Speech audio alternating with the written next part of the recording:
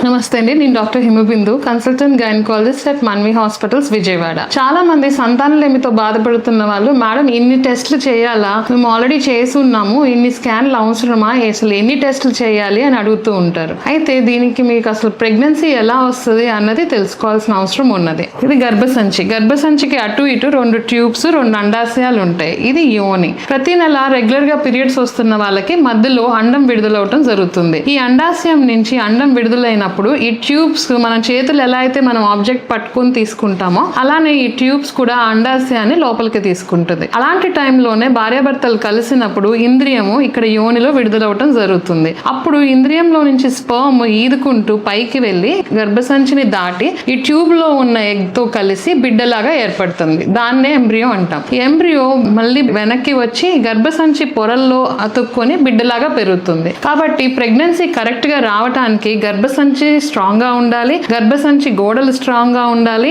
ఈ ట్యూబ్స్ అన్నవి బ్లాక్ ఉండకూడదు, అండాశయంలో అండం కరెక్ట్ గా విడుదలవ్వాలి అండ్ సఫిషియంట్ ఎగ్స్ ఉండాలి. సో ఇవన్నీ డీటెయిల్స్ మనకి కావాలి తెలుసుకోవాలంటే దానికి తగ్గట్టు టెస్టులు అన్నవి చేయించుకోవటం చాలా ఇంపార్టెంట్. లేడీస్ లో అయితే ఈ ట్యూబ్స్ కరెక్ట్ గా ఓపెన్ ఉన్నాయా లేవా అని తెలుసుకోవడానికి HSG అనే టెస్ట్ చేయడం జరుగుతుంది. ఇది 8th డే ఆఫ్ పీరియడ్ చేయడం జరుగుతుంది. ఈ టెస్ట్ లో ఇక్కడ నుంచి డై పాస్ చేసి ఈ డైని ఇలా స్పిల్ అవుతున్నప్పుడు పైనుంచి ఎక్స్రే తీస్తారు. ఆ తీసినప్పుడు ఈ ట్యూబ్స్ అన్నవి ఏమి బ్లాక్ లేకపోతే డై కంప్లీట్ గా స్పిల్ అయిపోయి పొట్టలోకి పడిపోతుంది, లేదా ఏదైనా బ్లాక్ ఉంటే స్పిల్ అవ్వకుండా అడ్డుకుంటుంది. ఈ టెస్ట్ ద్వారా ట్యూబ్స్ అన్నవి ఓపెన్ ఉన్నాయా లేవా అన్నది తెలుస్తుంది. అలానే అల్ట్రాసౌండ్ స్కాన్ అన్నది మనం 2nd డే ఆఫ్ పీరియడ్ చేస్తాం. ఈ స్కాన్ లో మనకి ఎగ్స్ ఎన్ని ఉన్నాయా అన్నది అండాశయంలో తెలుస్తుంది. అలానే గర్భసంచిలో గానీ అండాశయంలో గానీ ఏమైనా గడ్డలు గానీ కణితలు గానీ ఉన్నాయా అన్నది తెలుస్తుంది. గర్భసంచి లోపల పొర స్ట్రాంగ్ గా ఉందా లేదా అన్నది ఎగ్స్ పెరుగుతున్నప్పుడు చూడటం జరుగుతుంది. దాన్నే ఫాలిక్యులర్ స్టడీ అంటారు.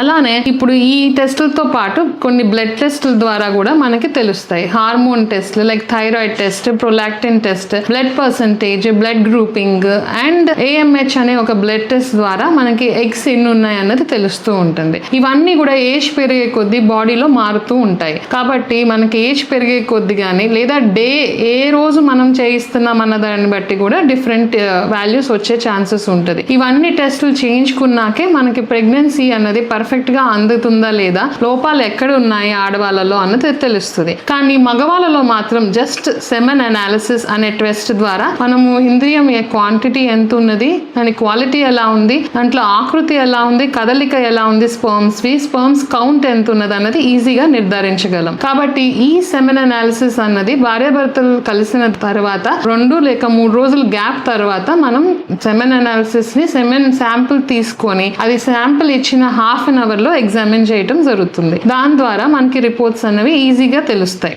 కాబట్టి ఎప్పుడైనా కానీ మీరు డాక్టర్ దగ్గరికి వెళ్ళి ఇన్ఫర్టిలిటీ రిలేటెడ్ చెకప్స్ కి వెళ్ళినప్పుడు హస్బెండ్ అండ్ వైఫ్ ఇద్దరు వెళ్తే ఈ డీటెయిల్స్ అనేవి మీకు క్లియర్ గా ఎక్స్ప్లెయిన్ చేయడం జరుగుతుంది. సో ఇవన్నీ నార్మల్ గా ఉన్నాయా లేవా అని తెలుసుకోవాలి. కాబట్టి ఇన్ని టెస్టులు అన్నవి చేసుకోవాలి. అట్ ద సేమ్ టైం అది ఎప్పుడు చేయించుకోవాలన్నది కూడా మీ డాక్టర్ ని కన్సల్ట్ చేసి ప్రాపర్ గా తెలుసుకోండి.